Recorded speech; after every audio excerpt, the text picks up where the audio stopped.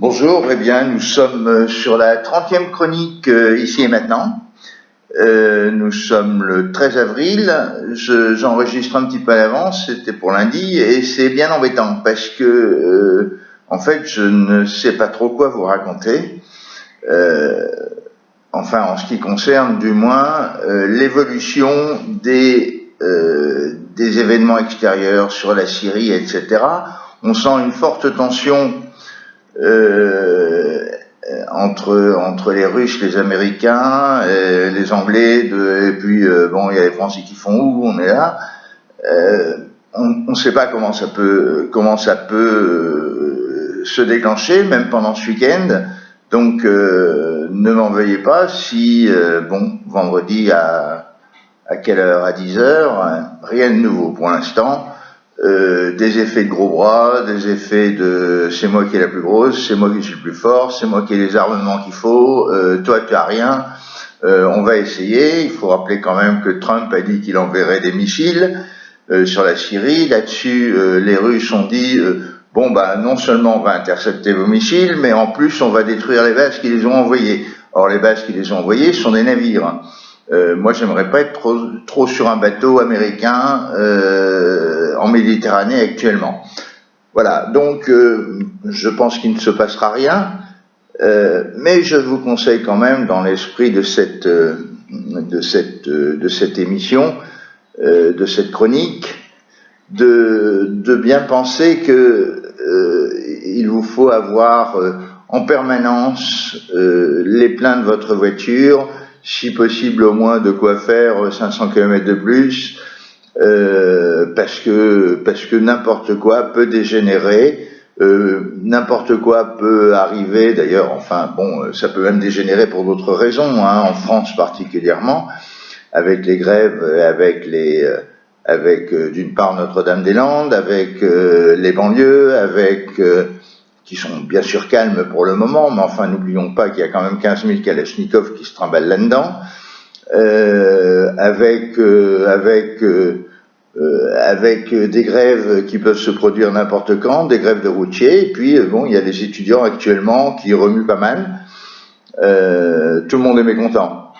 Donc je ne crois pas que nous arrivions à une situation de mai 68 que j'ai connue, mais méfiez-vous quand même. Donc essence, eau, un petit peu de pâte et de riz d'avance, en dehors de l'aspect long terme de préparation. Alors justement, ça me fait penser, on utilise pas mal le terme de survivalisme. Je n'aime pas beaucoup ce terme, parce que survivre dans un monde qui est complètement détruit à la Mad Max, je pense que ça n'est pas très intéressant, ça n'est pas une belle vie. Moi je préfère le terme américain, mais qui n'est pas facilement traduit. Aux États-Unis, il y a les survivalistes et il y a les preppers.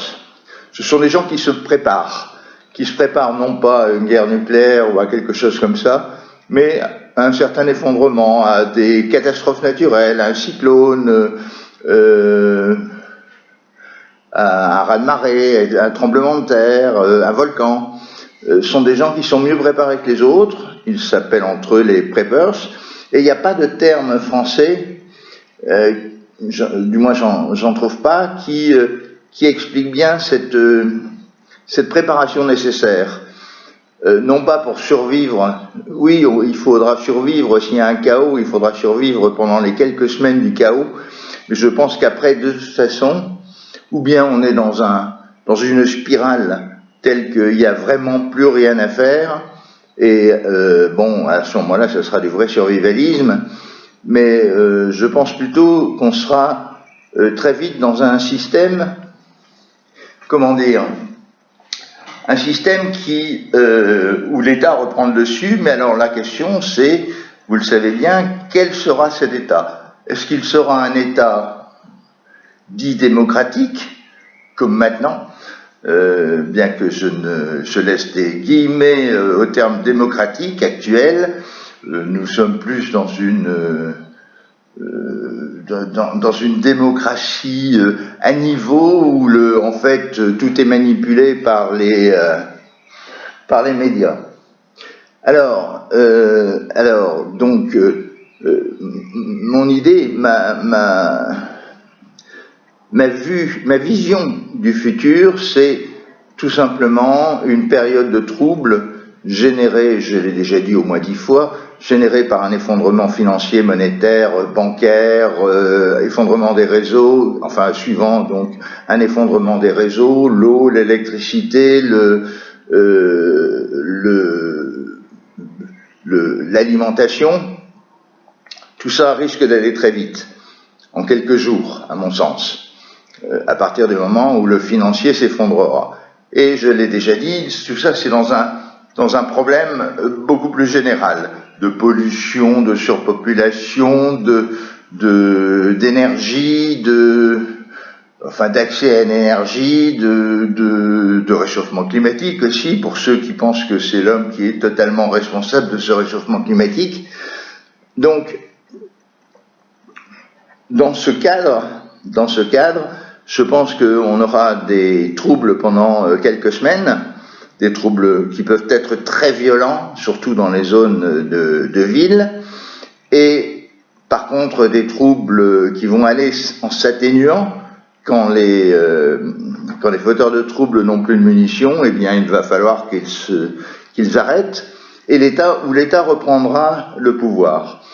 La question, c'est quel sera cet État derrière cette période de trouble. Moi, je pense que ce sera une démocrature, hein, j'essaye de mélanger dictature, démocrate, une démocrature où les gens seront quand même appelés à voter, mais où de toute façon, ceux qui pourront tenir le pouvoir, ce seront ceux qui auront l'argent, qui permettront de payer les policiers, les soldats, les militaires, etc.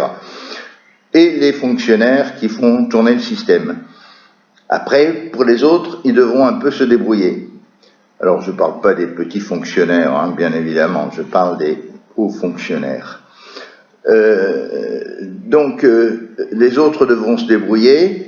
Nous serons probablement dans une démocrature financière et militaire, parce que les financiers pourront payer les militaires pour garder l'ordre.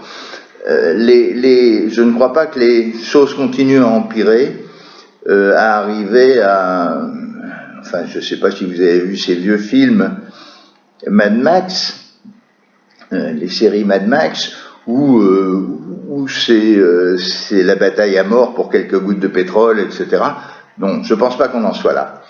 Mais dans les centres-villes, je le répète, ça va être difficile. C'est pour ça que, là encore, je redis ce que j'ai dit la dernière fois, nous avons créé une association qui s'appelle Humanum.org, enfin Humanum, pardon, l'association Humanum.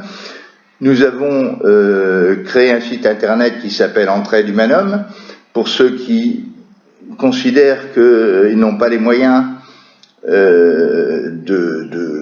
d'avoir un lieu de repli à la campagne, n'ont pas les moyens tout seuls, donc nous proposons d'essayer de mettre en place, ça marche pas très fort, hein, reconnaissons-le, d'essayer de mettre en place des accords entre les urbains et les ruraux.